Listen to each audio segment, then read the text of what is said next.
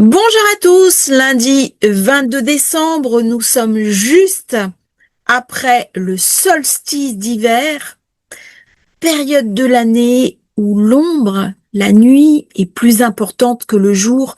C'est la période des légendes, c'est la période des fêtes de fin d'année. On allume ce soir la dernière bougie de Hanouka. Certains célébreront Yule dans la mémoire des Celtes. Et puis dans quelques jours, c'est Noël, les célébrations. On se retrouve en famille avec des amis. Il y a une convivialité, on mange un peu plus que d'habitude. On fait la fête, on se réunit. Ce sont des périodes où nos activités humaines nous invitent à célébrer ce temps de l'hiver avant la froidure.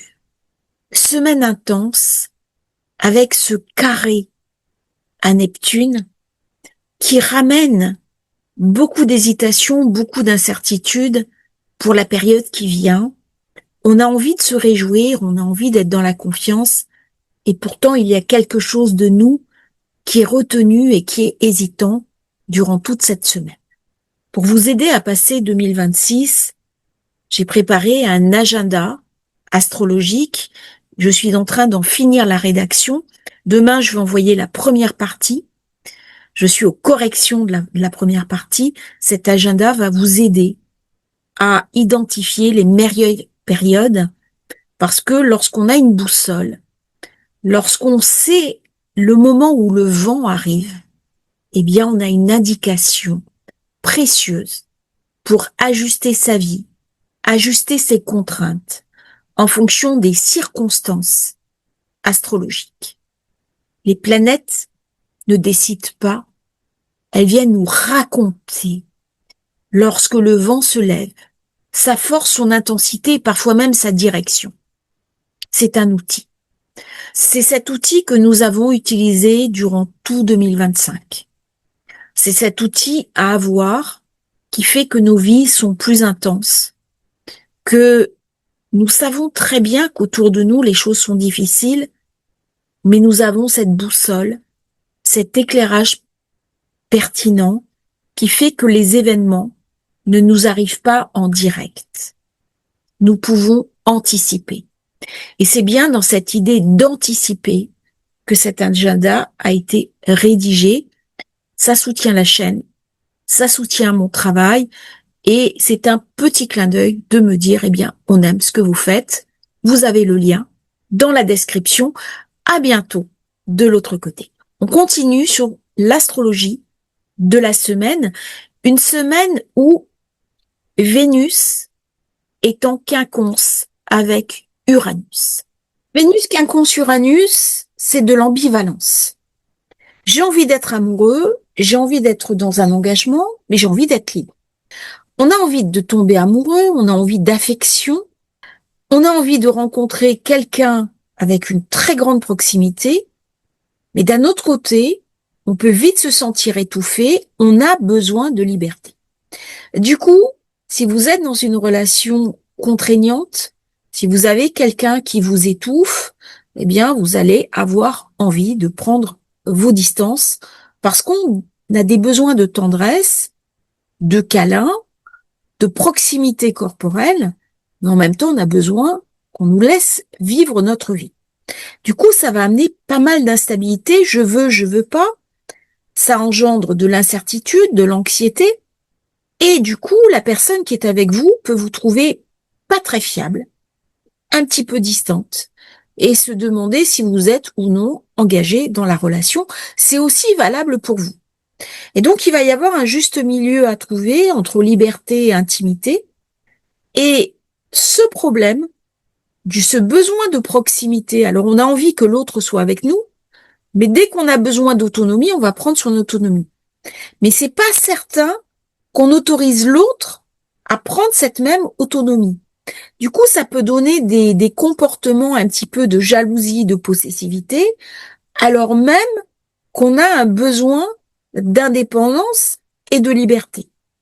On va avoir beaucoup de mal à supporter les contraintes, à supporter les impératifs posés par les relations affectives.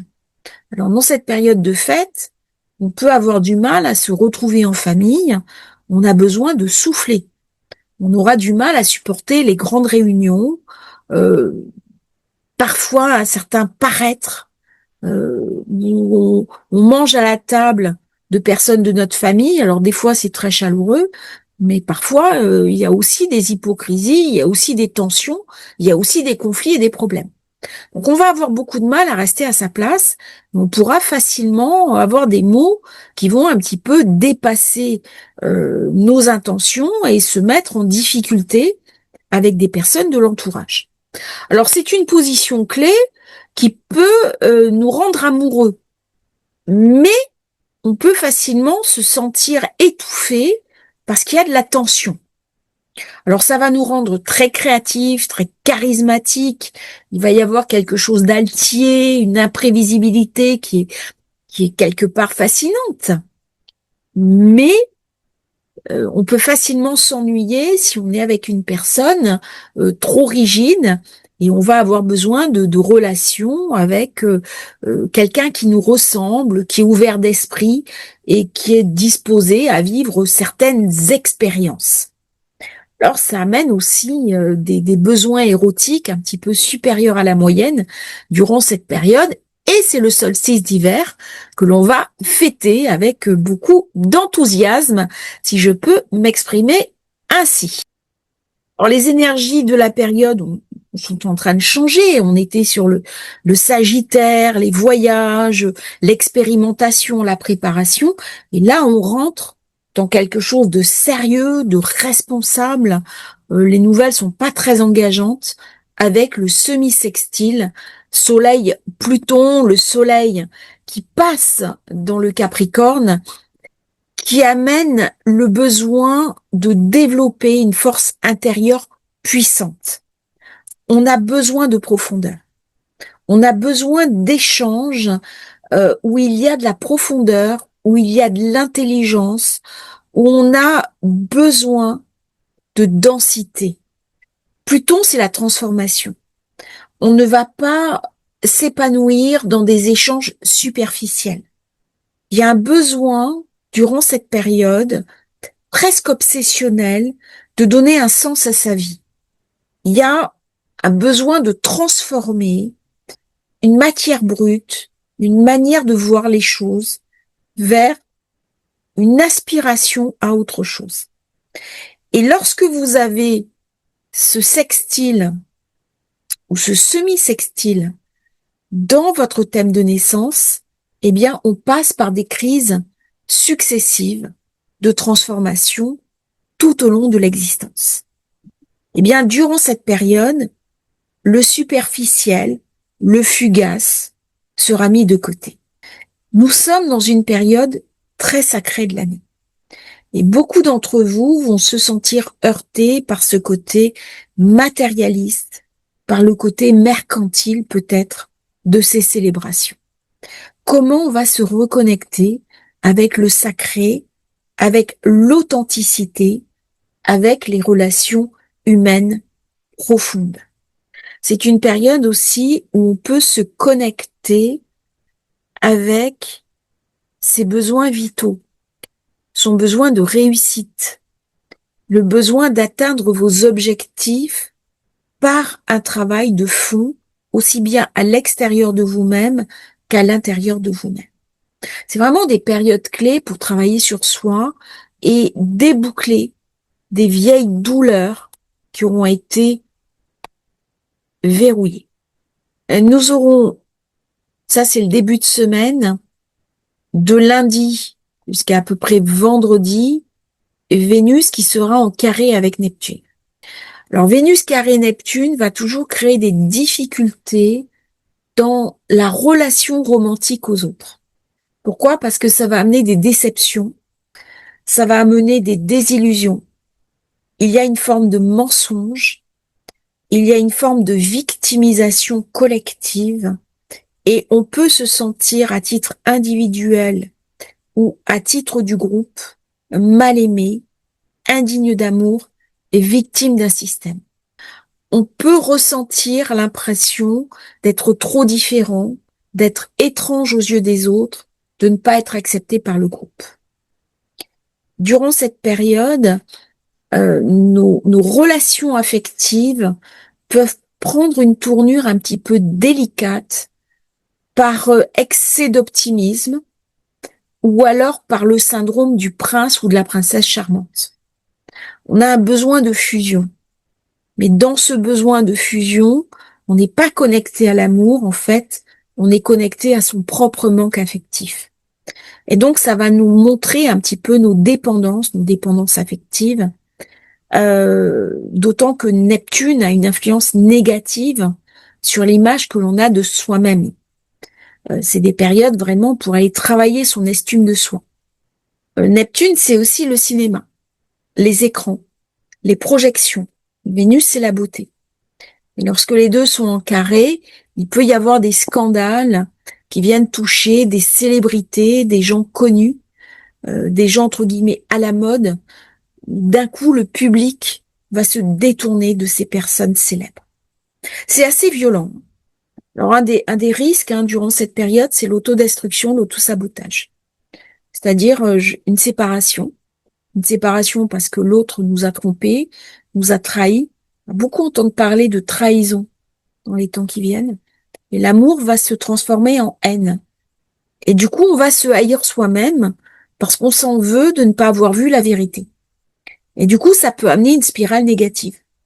Alors, on peut compenser avec une alimentation déséquilibrée. Il va y avoir beaucoup d'excès de table durant cette période. Bon, c'est un petit peu normal, toujours au moment des fêtes, mais ça peut amener à un déphasage au niveau corporel. Il peut y avoir aussi une dépression larvée chez un certain nombre de personnes, une tristesse profonde, quelque chose de nostalgique qui va à l'encontre de ces fêtes. La fête, normalement, c'est quelque chose de joyeux, sauf que là, il y a beaucoup de personnes qui sont seules, qui sont isolées, et du coup, ça ramène de la tristesse. Puisque ça vient montrer un petit peu ce sentiment d'isolement et de mise à l'index. Nous aurons également Vénus qui va entrer en Capricorne. Alors Vénus dans le Sagittaire, elle était altière, elle était innovante, elle était passionnée, passionnelle. Dans le Capricorne, elle a besoin d'un cadre, de certitude, elle a besoin de stabilité, elle a besoin d'aimer pour se réaliser. C'est une Vénus très responsable. Mais c'est une Vénus qui peut apparaître aussi un petit peu froide, même si c'est pas forcément la réalité. C'est un petit peu le feu qui couvre sous la glace, mais la première image peut être difficile. Et ça renforce un petit peu cette idée du carré à Neptune où on va souffrir soit le couple qui tourne pas bien, soit le célibat, soit des incompréhensions durant cette période au niveau du couple. Alors heureusement, Vénus va faire un semi-sextile à Pluton qui ramène de l'intensité, qui vient un petit peu compenser, réchauffer Vénus et amener une dimension corporelle, une dimension sensuelle, ce qui fait qu'on peut rencontrer des personnes, on peut tomber amoureux durant cette période, et on peut avoir peut-être une belle histoire d'amour qui se profile pour le 31. Alors autant Vénus-Neptune amène un sentiment d'insécurité, autant avec Pluton, la sécurité se trouve par l'analyse. On est très corrélé avec ses intuitions et du coup on reçoit de l'information et ça nous donne une visibilité sur les événements à venir.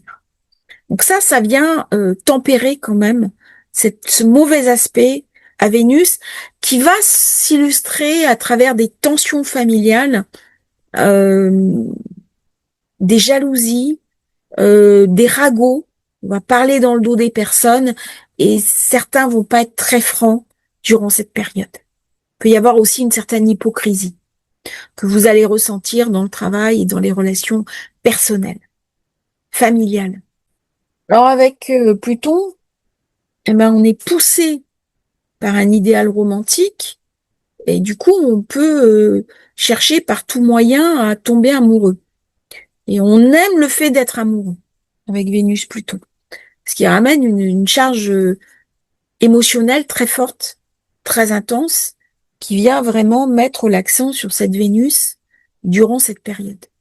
Nous aurons un amas en Capricorne entre Vénus, le Soleil, Mars, et au moment du premier quartier de Lune, ce carré qui se présente avec la Lune qui est en Bélier, qui est une Lune très dynamique, et on voit bien comment il va y avoir des frottements durant ces périodes avec sa belle famille, avec même sa famille, avec un ex ou une ex, et les enfants vont se retrouver un petit peu au milieu, et ça peut être une période un petit peu délicate à gérer. Donc, restez bien centrés sur ce qui est essentiel pour vous. Il y a ce semi-sextile Soleil-Pluton qui ramène de la profondeur, la capacité aussi à regarder tous ces événements un petit peu de haut. Donc, restez centrés sur l'essentiel et sur ce qui, pour vous, mérite la peine d'un engagement. On passe maintenant à l'horoscope jour par jour, l'horoscope lunaire. Lundi, la lune sera en Capricorne, c'est une lune qui est responsable, qui est engagée. Elle va se présenter pour faire son aspect de conjonction avec Pluton, un besoin de profondeur. Elle s'oppose dans quelque temps à Jupiter, amenant une certaine déstabilisation. On va dépenser un peu plus que de raison durant cette période, ce qui peut être vécu avec une certaine colère. On a l'impression qu'il y a une pression. On a toujours ce carré Vénus-Neptune avec quand même cette pression Soleil-Mars sur Saturne et sur Neptune. Mais là, c'est un petit peu atténué. Pourquoi? Parce que la Terre ne peut pas être en carré avec l'eau.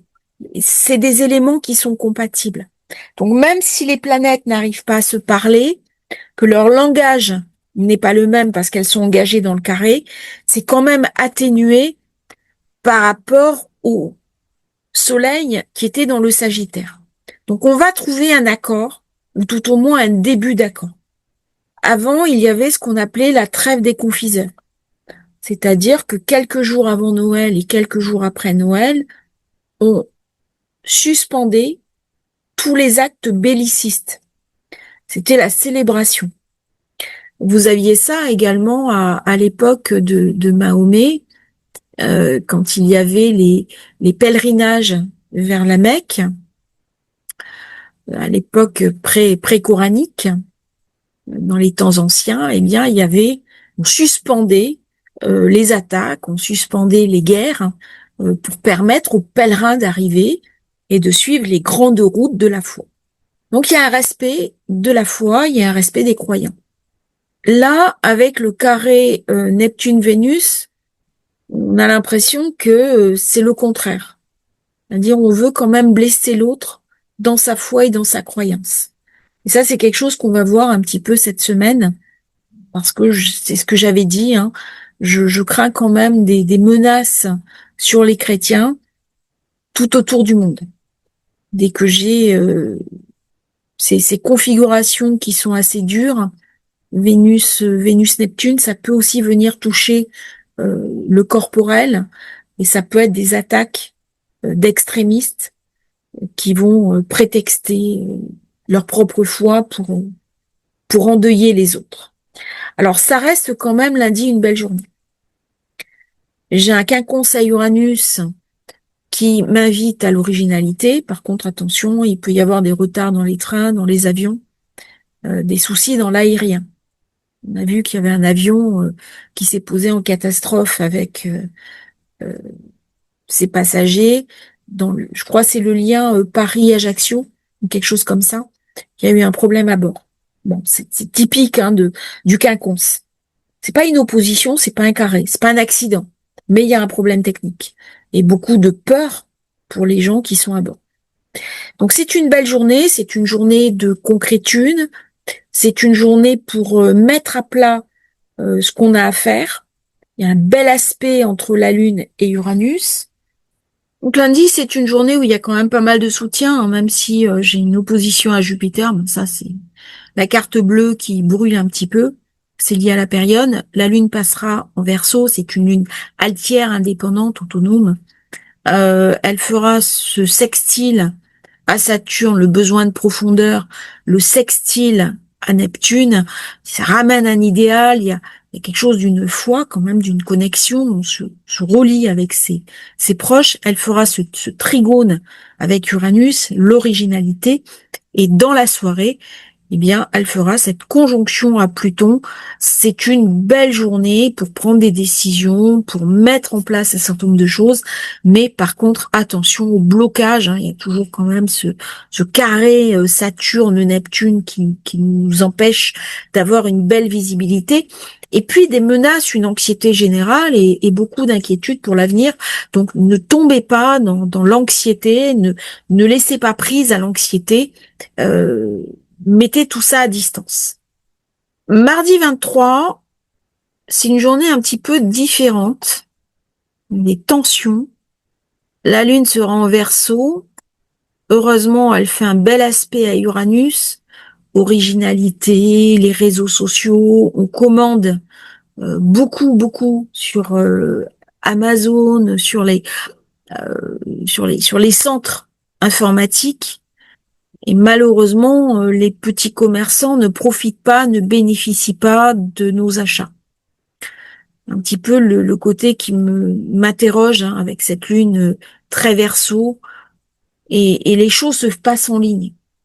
C'est une journée en suspens où j'ai un seul aspect de sextile avec Mercure, un Mercure qui va commencer à faire son carré à Saturne-Neptune, comme si l'esprit commençait à s'embrouiller. On est un petit peu dans le flou, on est dans l'hésitation. Uranus est très bien aspecté, mais par contre, on sent qu'il y a une forme de tension, de fébrilité. Il y a des inquiétudes là, mardi, qui sont palpables. Alors les échanges, journaux, papiers, communicants vont être très importants. Mais il y a quelque chose là qui est en train de se verrouiller, en train de se bloquer. C'est une journée un petit peu pour expédier du courant. C'est pas une journée pour prendre des décisions clés. Il n'y a pas assez de soutien au niveau de la Lune. Mercredi, c'est Noël. Donc c'est le jour de la veillée. Les enfants qui attendent les cadeaux. Les parents qui ont un peu trop dépensé.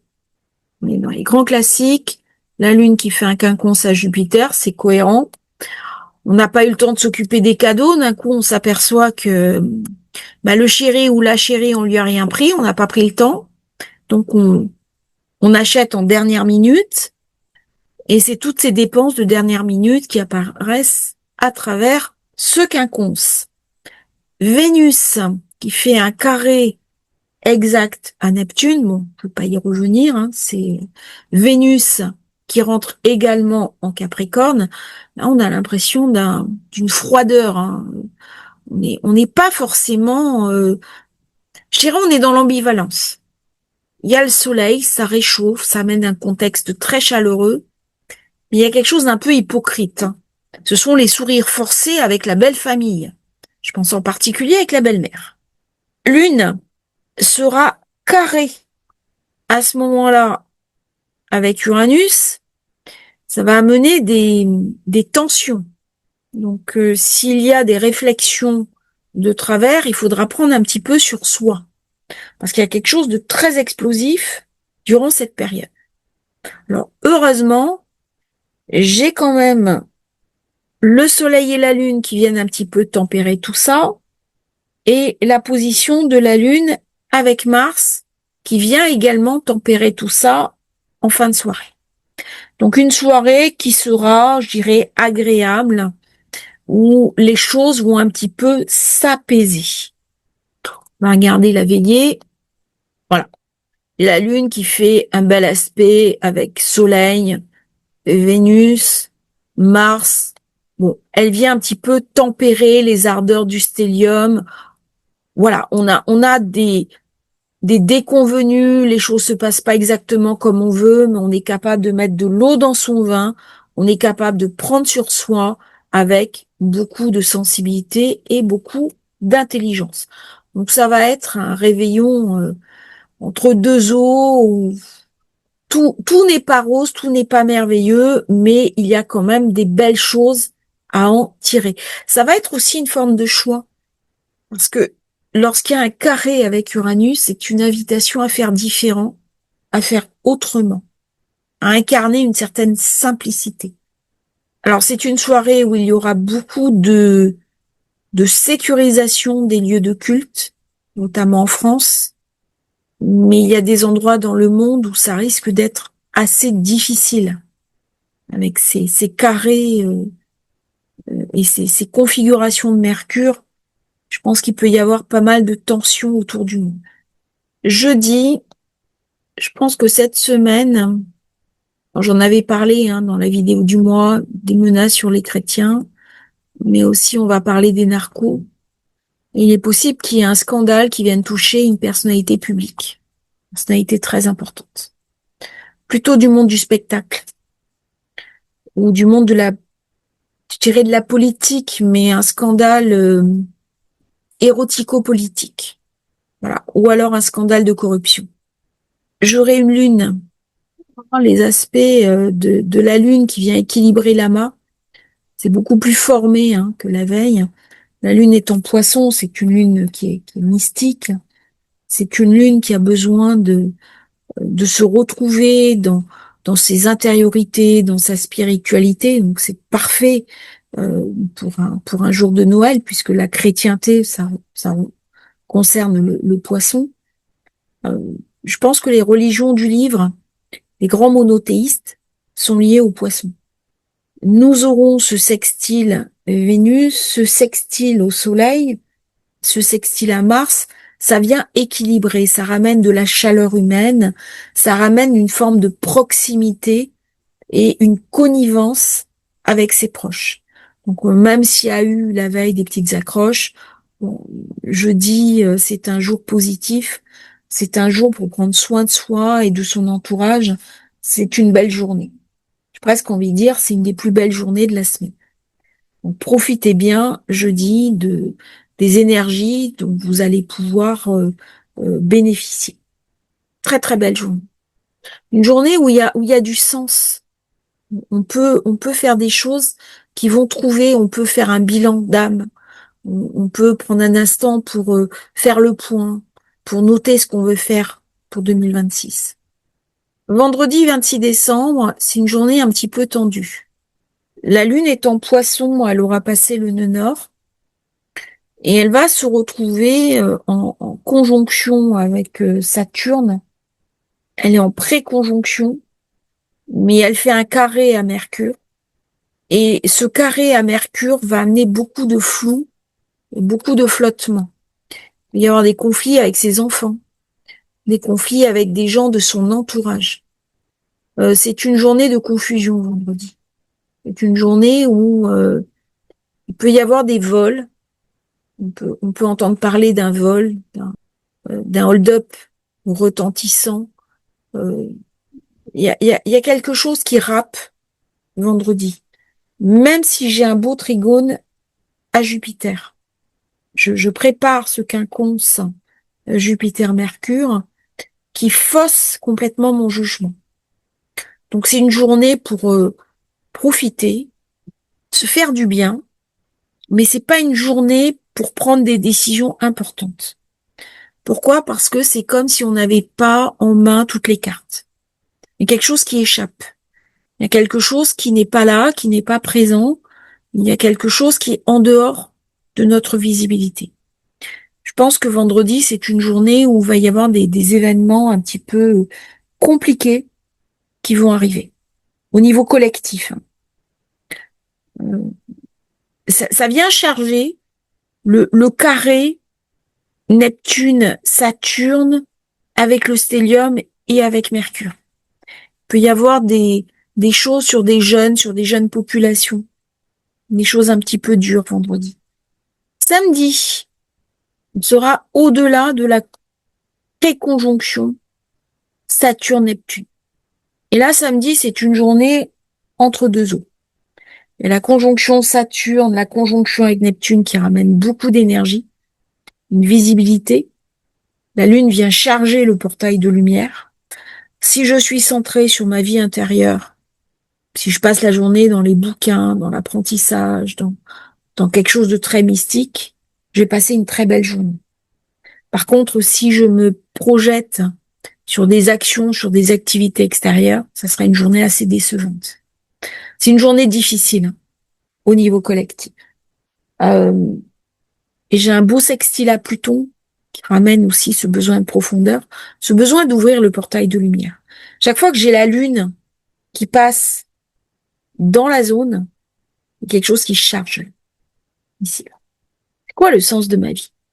C'est quoi le sens de l'incarnation? C'est quoi le sens de mes douleurs?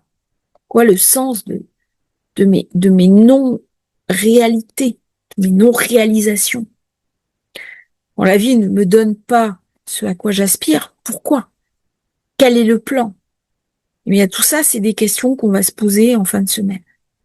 Il y a une espèce de frustration générale.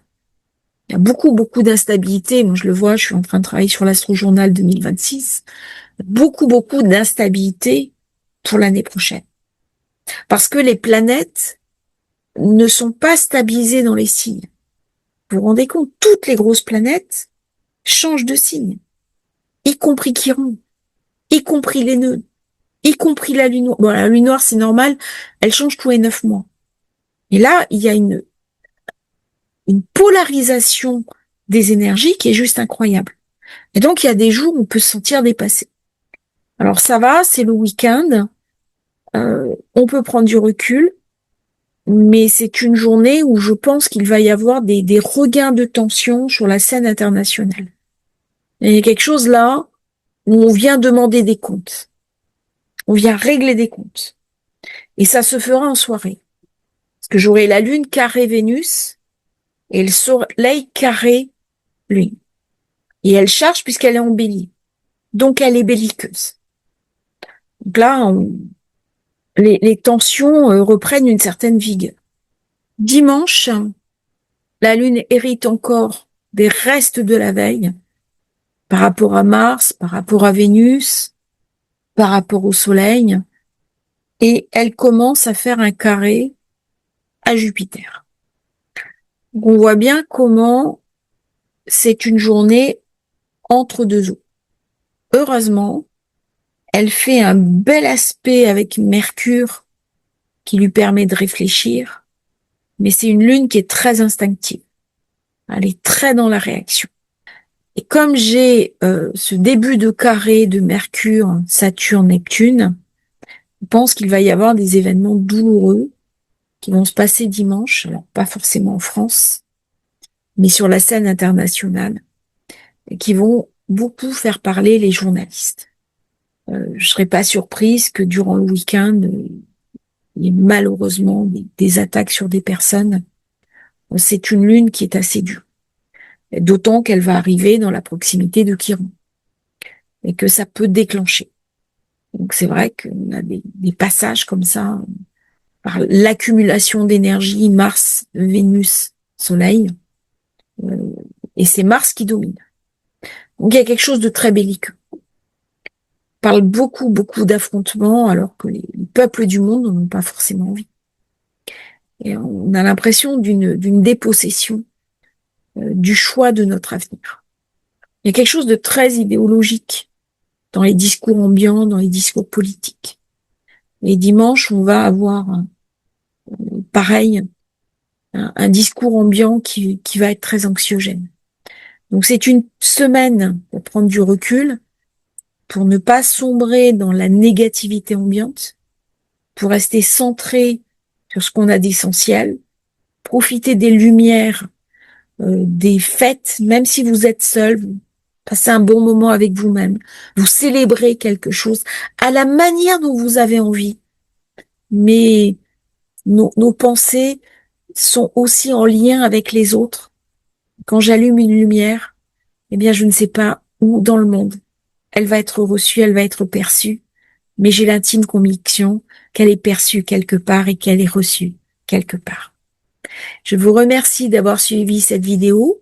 N'oubliez pas de vous abonner à la chaîne. Si vous voulez rejoindre le programme Astro Journal, vous avez le lien dans la description. C'est une manière aussi de soutenir la chaîne et mon travail. Et à bientôt pour un nouveau partage sur Astrologie facile. Merci à tous pour votre soutien, votre participation, vos adorables commentaires.